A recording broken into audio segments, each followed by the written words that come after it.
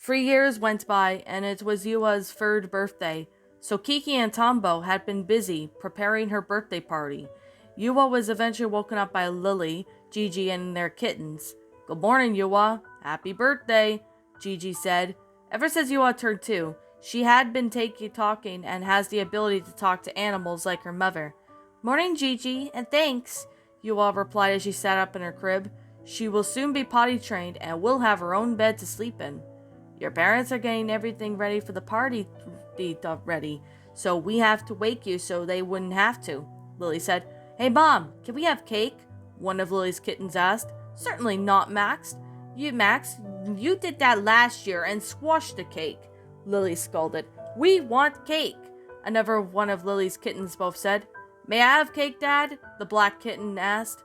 "You kittens, that cake is not for cats," Gigi stated. "Cake is for humans and witches to eat." "Aw, man," the kittens moaned. Then Kiki entered the bedroom to see Lily with Gigi and their kittens with Yua. "Well, it looks like someone's awake," Kiki said. She picked up Yua from her bed. "It's your birthday today, and you're 3 years old." As Kiki changed her daughter's diaper on the diaper changing table, Yua just stared at her mother. "Aunt Ursula will be here today, and Grandma Gorigi and Grandpa Okino. Daddy is getting the party ready with Aunt Onuso and Uncle Fuko's help. The party is going to be crazy just like yours and Tombo's were," Gigi stated, as Kiki finished putting a new clean diaper on Yua. "It sure is a lot of birthday parties like that," Kiki said, as she carried Yua all the way downstairs. Gigi, along with Lily and their kittens, headed downstairs, and when Kiki entered the bakery, everyone was in the bakery main area. They all decorated the whole bakery for Yua since it was her birthday. Yua was surprised at the party with her parents that threw for her. "Happy birthday, sweetheart," Tombo said as he took his daughter from Kiki.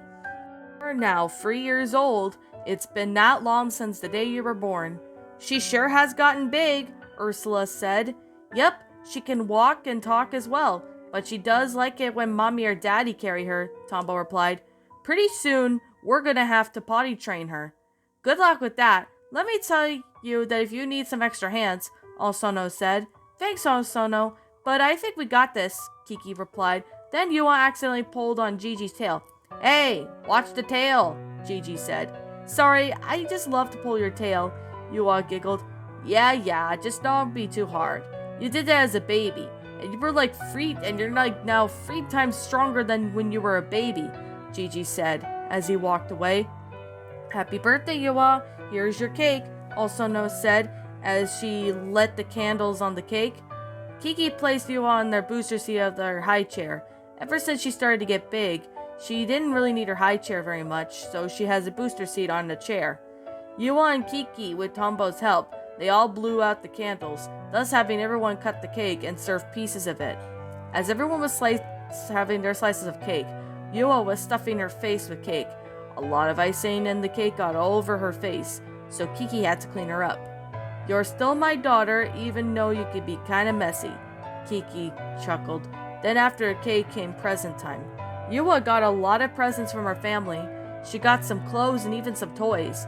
But what she also got was something very special, and that was from her parents.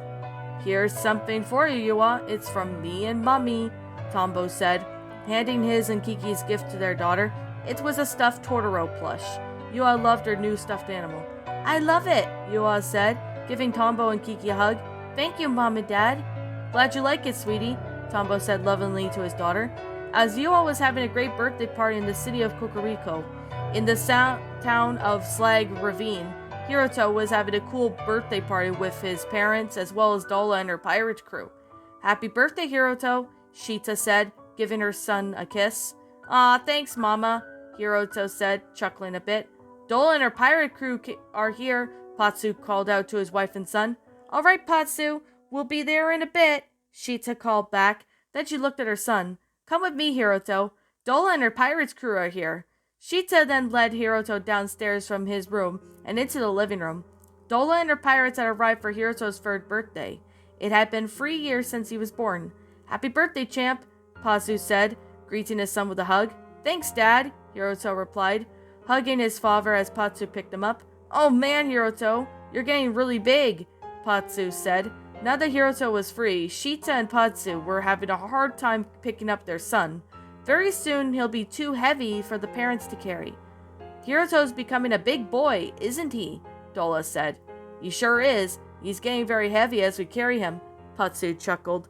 Then Hiroto looked at his cake at the counter. Shita and Patsu had been working on the cake since this morning, and Hiroto wanted to stick his fingers in the cake. But before he could do so, Shita stopped her son. Now, Hiroto, you can't stick your finger into this cake, Shita warned. It is unsanitary to do that. Plus, this cake is being shared. Aw, man, why can't I do what I like to do? Hiroto pouted. Now, Hiroto, just because today is your birthday doesn't mean you can't have the cake to yourself. Now behave yourself for Mommy today, Shita said. Okay, Hiroto replied. Then Dola and her pirate crew began to give Hiroto their presents. Hiroto got a lot of things the young boys would, like toys, anything sport-related. Hiroto loved the presents that Dola and her pirates gave him. They also got him some clothes as well, and even though Hiroto was more into toys and sports, he was still thankful to get clothes. Hiroto, here's a gift from Daddy, Shita said, handing her son his father's gift. Patsu had gone upstairs to get Shita's gift for her son, so Hiroto waited as he was about to get impatient. Patsu showed up with Shita's gift for their son. Can I open it, Daddy? Hiroto asked. Yes, Hiroto, you may open it now, Patsu replied. As Hiroto opened his father's gift, it was Patsu's hat from when he was younger. A hat? Is it yours, Daddy? Hiroto asked. Yes, it was mine, but now it's yours, Patsu answered. Hiroto put on his hat and smiled. Despite him being a mama's boy, he's like father, like son, Shita said. How has he been doing? Dola asked. Well, he's been getting better with walking, and ever since he was a year, he started to walk faster, but keeps falling down, which I kinda knew that was gonna happen for a while, Patsu replied. Come to Papa, Hiroto. Come on, Patsu said as he walked at least 10 feet away from Shita. As Hiroto stood up, he wobbled a bit on his legs. Even though he was 3 years old, he wasn't the best at running yet. He had fallen down when he tried to run, but Patsu and Shita knew that Hiroto could do it. You could do it, Hiroto. Daddy's right there, Shita said. Then Hiroto gave it a shot and ran towards his father. Halfway to Patsu, he did fall down, but he caught himself right before he fell on his face. Hiroto didn't give up, though. He continued to run towards his father. Patsu scooped up his son in his arms and smiled as he held his son. He's improving on running, Shita. He only fell once, but he managed to catch himself and continued to run, Patsu replied. Then Shita headed towards her son and her husband. He's going to be a challenge someday. He's going to be strong like his father, Shita said, kissing Patsu's cheek. He sure is. Even if he does have a bit of you, Patsu kissed Shita's forehead in response. Then there was a knock at the door, which was odd as Shita and Patsu knew everyone was here. I wonder who could that be? Shita wondered. Then she opened the door and she saw a woman was at the door. She had dirty, long blonde hair with a violet dress. She had green eyes and razor-sharp teeth. Who you must be? Shita asked the woman. I'm Cal, the old friend of Dola. Cal introduced herself. I didn't receive my invitation to this party, and I could see the prince has turned free. Cal, what are you doing here? Dola asked. We've banished you a long time ago, so why are you here? To pay a visit, of course, and I've heard that my brother Muska was killed when the destruction of Laputa happened, Cal replied. It all spread quickly 10 years ago, and I've came here to give my present to the prince. How do you know about my son? Patsu asked, holding his son close to him with Shita. I've watched and seen it all with my magic portal, so I do know a lot about Hiroto, Cal said. She then reached in to touch Hiroto when Shita smacked her hand away. How dare you, Shita scoffed. Don't you ever dare touch my son. Yeah, you're not welcome here. And you wicked old witch, you're doing this to put a curse on my son, aren't you? Patsu snarled. Why, no. I wouldn't do that. I've came here to give him a present. The prince shall grow in Slag Ravine with his family, and his gift will be what the future will happen, Cal said. He may not know this yet, but someday he will. Cal opened up her magic portal. Everyone watched as Cal began to give her present to the prince. Hiroto will grow up, handsome, brave, kind-hearted, and even loyal to his family. I can see his future quite well, and it will be interesting to see this. He will fall in love with a witch, not a wicked or evil one, but a kind one. He will meet her someday in his childhood. And the witch is the daughter of this mysterious couple, Cal said. Who is this mysterious couple? Dola asked. This better not lead into danger. Not sure, Dola, Patsu said, but I have a feeling that daughter looks similar. She reminds me of someone we met before, Shita added. Who? Dola asked. Patsu and Shita looked at each other, but finally remembered the name. Kiki, they said in illusion. Kiki? Dola asked. Wait a minute. Wasn't she the witch who helped us free us from, well, the hurricane that happened a long time ago? Yes, she was, Shita answered. But, Cal interrupted, before the sun sets on her 16th birthday, a young witch will prick her finger on the spindola from the spinning wheel and die. This alerted Patsu, Shita, and Dola into a panic, fearing that Hiroto would be unable to save the young witch from this horrible, tragic fate. Cal was about to attack, but Dola ordered her pirates to chase her away, but Cal disappeared into thin air before they could. Kiki's daughter is in real danger at that age. We gotta warn her about this, Shita said, then turned to Dola. Will you give Kiki and Tombo my warning message to my daughter? About their daughter? Of course, Shita. We'll burn every spinning wheel here in Kokoriko. Go as well, Dola replied. After Hiroto's birthday party, Dola and her pirates spread the tragic fate that Yua would face on her 16th birthday. So everyone took that precaution and burned all the spinning wheels that they could find. No one was going to hurt when Yua turned 16. Kiki and Tombo had to keep a close eye on their daughter after hearing that horrific news, so they kept their guard up. They never knew that Cal would be on to them, but ever since her father tried to ruin their wedding, Cal wanted her revenge on Kiki, Tombo, Shita, and Patsu. When Yua was 4 years old, Kiki alone and Tombo took her with Gigi and Lily to Slag Ravine. They were going to spend the time there for a week, and Yua was already a curious witch. Where are we? Yua asked. We're in Slag Ravine, Yua, Kiki answered. We'll be staying here for a week. Kiki and Tombo were in the hotel room as they were booked for the week, so the parents were busy unpacking in their room. May I go and play? Yua asked. What do you think, Kiki? Tombo asked his wife. Cal hasn't been here to try anything. Well, it's all right with us, Yua, as long as Gigi goes with you, Kiki said to Yua. Gigi jumped on Yua's shoulder, then the young witch grabbed her broomstick and headed off. When Yua and with Gigi were in the meadows of Slag Ravine, they even found a stream in the distance. Yua, you better be careful of that current. It is very strong in this stream, Gigi warned. Relax, Gigi. We'll be fine, Yua insisted. She sat her broom down and set Gigi beside it. Mom and Dad just worry too much about me. I just don't understand why. You're just a young kid. That's why your parents worry, Gigi replied. Then Yua fell into the stream. Gigi, go get Mom and Dad, Yua called out as she was struggling to swim back to the edge, but the current was too strong.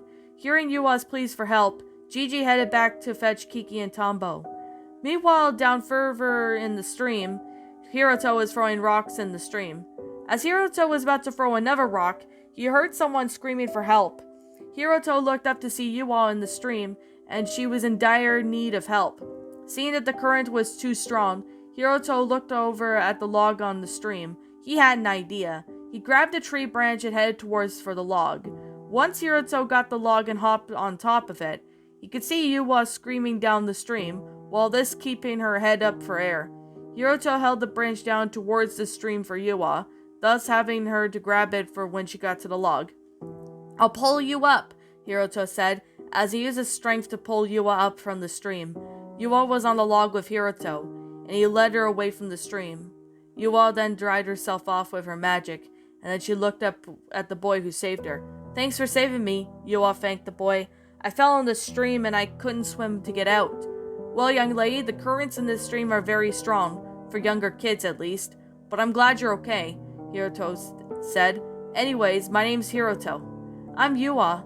So you live here in Slag Ravine? She asked. Well, yes I do, with my parents and a small house not far, Hiroto replied. Then Kiki, along with Gigi and Tombo, saw Yua with Hiroto. They rushed towards their daughter, worried that Yua might have gotten hurt. Yua, are you okay? Kiki asked. Yeah, I'm okay, Mummy, Yua answered. I'm okay. Kiki held her daughter tight, and before looking up at Hiroto and letting out a hand to him. As Hiroto took her hand, Kiki said, Thank you, Hiroto. You're welcome, Miss Kiki, Hiroto replied. Thank goodness you all is safe, Gigi said, letting out a sigh of relief. He looked at Hiroto and asked, You might be... I'm Hiroto, Hiroto answered. Who are you? The name's Gigi, Gigi replied. I gotta say you did a good job back there. Thanks. Yua was in the stream while I was playing, so I saved her, Hiroto said. Then Shita and Patsu showed up. What happened, Hiroto? Shita asked. Me and your dad could hear screaming from our house. Shita stopped short when she and Patsu saw the scene. Kiki and Tombo with Gigi in the picture, so was Yua and her son. Shita looked up at Kiki and Tombo. Kiki! Tombo! What a wonderful surprise! Nice to meet you all. To see you all, Patsu said. You okay, Hiroto? Patsu asked his son. Yeah, I'm okay, Dad. I just saved you all from the current in the stream, Hiroto replied. I was throwing rocks when I heard her, so I saved her. Gigi told us about what happened. We're just glad you're okay, Kiki said to Yua. If it hadn't been for Hiroto to save you, we wouldn't know what to do, Tombo added. Then he turned to Shita and Patsu. We're on vacation here, and it's so nice to run into you two. Well, we didn't expect you to run into you two. I hope you're doing well, Shita said. We're going to be just fine. We just came here to spend at least a week here, Kiki replied. How are you doing?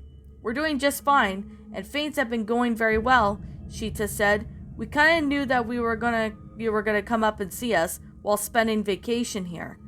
Yeah, we should arrange playdates for these two, Kiki said happily. I'm sure they're gonna get along very well. Besides, they made friends with each other already. We could arrange that. Why don't you all come to our house for lunch, Patsu offered, and Kiki and Tombo accepted this offer. The parents with their kids headed down to Patsu and Shita's house, where they had lunch and they spent their day together.